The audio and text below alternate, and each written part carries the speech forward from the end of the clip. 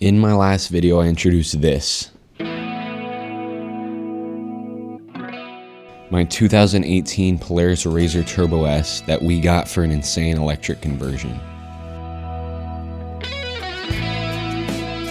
It's been 3 weeks since I posted that video and I've literally made zero progress on the RZR.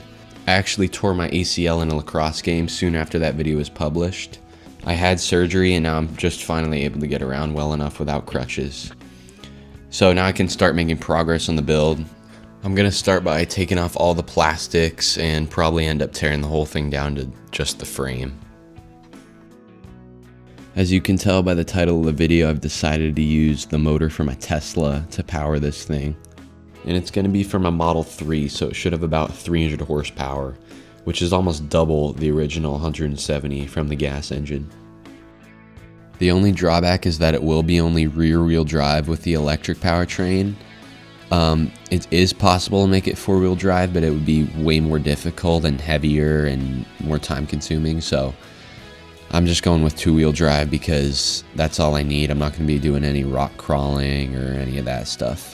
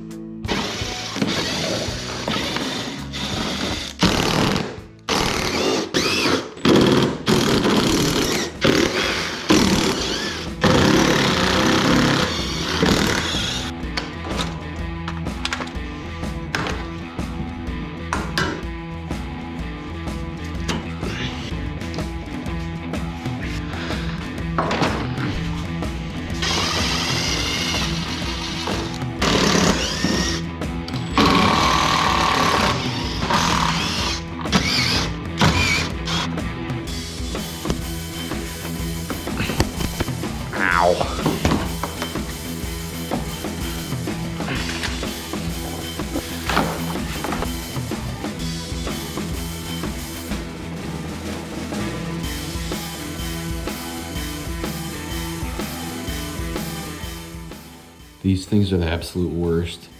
Literally makes it take twice as long.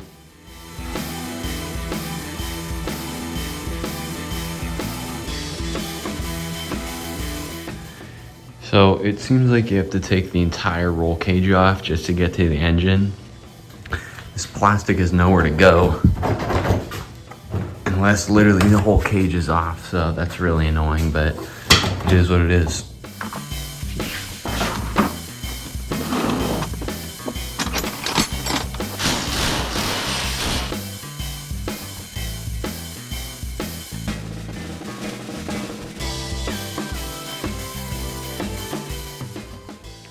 Alright, so we made some good progress. All the plastics are off, radiator came off, coolant's all drained. Didn't bother filming the rest of it because it's pretty boring and it takes forever.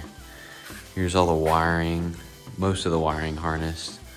Still some connected to the engine. Okay, wiring harness is now completely removed. It's time to take out the engine. To take out the engine though, we have to take out the axles first. And to take out the axles, you have to take off the wheels. So I was about to do that, but just figured out that these lug nuts are like a security spline pattern thing.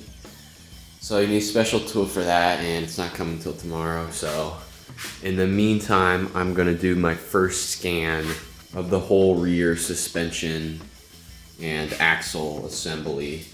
All right, so what I'm doing here is a process called photogrammetry. Just on my iPhone using an app called Curie Engine.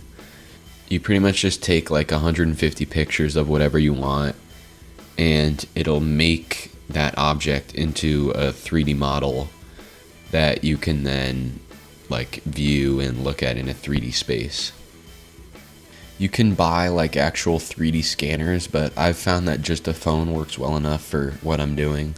These scans become useful when trying to figure out complicated stuff like how to mount this Tesla motor because you can import them into any CAD software. I use Fusion 360 and then you can pretty much just build the motor mounts virtually on the computer before you actually cut into the physical frame. I'll show more what I mean by this after we get the engine out. Alright, the socket came and it was the right one. Got the wheels off and everything. So I'm gonna do another scan without the wheels, because the wheels were kinda in the way on the last one.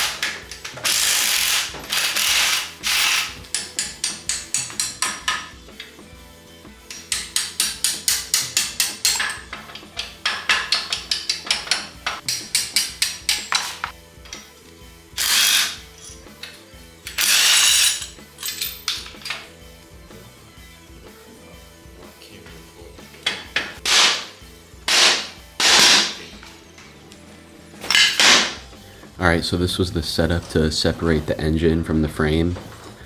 An engine hoist doesn't work because the whole thing is too tall, so we're using 2 ladders, a piece of steel, and a hoist in the middle.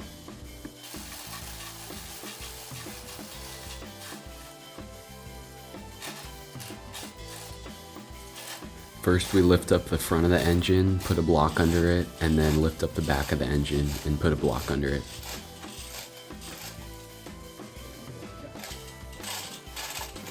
Now the engine is off its mounts and just resting on the frame, so we can just lift the entire thing out.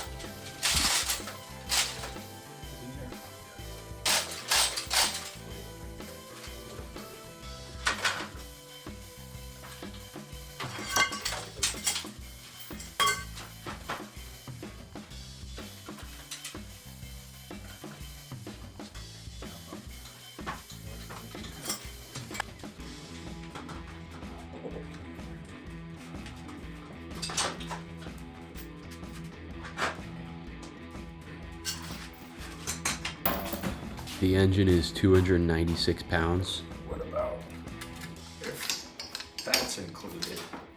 And 334 pounds with the front differential too. And that's not including the gas, oil, coolant, and everything else we're losing with the electric swap. If you watched my last video, you'll remember that I mentioned that this RZR has the dynamic suspension system. It's a pretty advanced system. It basically takes in electronic inputs from the throttle, brakes, and steering, and adjust the individual stiffness of each shock real time. It even has a mode switch for different presets that you can switch between anytime. So for an example of what the system will do, say you're coming fast around a corner. It'll know that you're turning the wheel and stiffen up the outside shocks to keep the whole thing level. So obviously I want to keep this system on the electric conversion, but the problem I'm facing is that all the wiring is woven into the main harness. And I don't just want to go tearing into the stock harness because it's worth about $1,000 and there's no guarantee that it'll even work without the stock engine. So I need to figure out some way to keep the system without the stock wiring harness. So if anyone has any ideas, the help would be greatly appreciated. Okay, so we're here in Fusion 360. This is my favorite CAD software.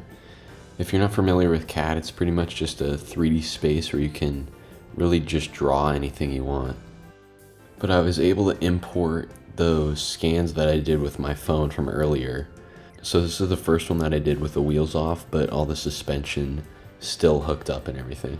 And as you can see, I can just move it around and rotate it and look at it from any angle that I want. Okay, so now I can just hide that scan and show the next one, which is just another scan, but this time with all the suspension and everything taken off.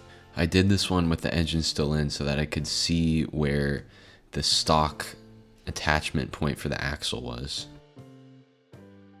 Okay, and now I can hide that one and unhide the next one, which is probably the most important scan for this project. This one's simply the bare frame with nothing bolted on anymore. This one actually turned out pretty good for it just being an iPhone. What helped is that I actually sprinkled some baking flour on the tubes. The scanning app seems to like more rough, complicated surfaces than the shiny powder coat of the tubes. So with that scan and by also measuring the physical frame, I was able to create a dimensionally accurate model of the rear part of the frame. The little blue cylinders are actually the ends of where the radius rods sit, so I just modeled them to make sure I have enough clearance. So now I can import a 3D model of a Tesla Model 3 rear drive unit and put it exactly where I want it to sit in the frame. This way I can position it so that the axles line up to where they were on the stock engine, so that I don't have any problems with the suspension geometry. And then I can just design motor mounts on the computer without taking a single measurement of the frame or the motor or anything. As you can see, the way I have the motor positioned right now, it does interfere with the existing frame tubes. Also, you can see that one of the mounts for the Tesla motor is going to have to stick out the back of the frame. But this is why having a 3D model is so useful. I can see exactly what I need to do before I even get a real motor. So in the next video, I'll figure out some motor mounts and hopefully get the motor mounted. Thank you for watching to the end, and I'll see you in the next video.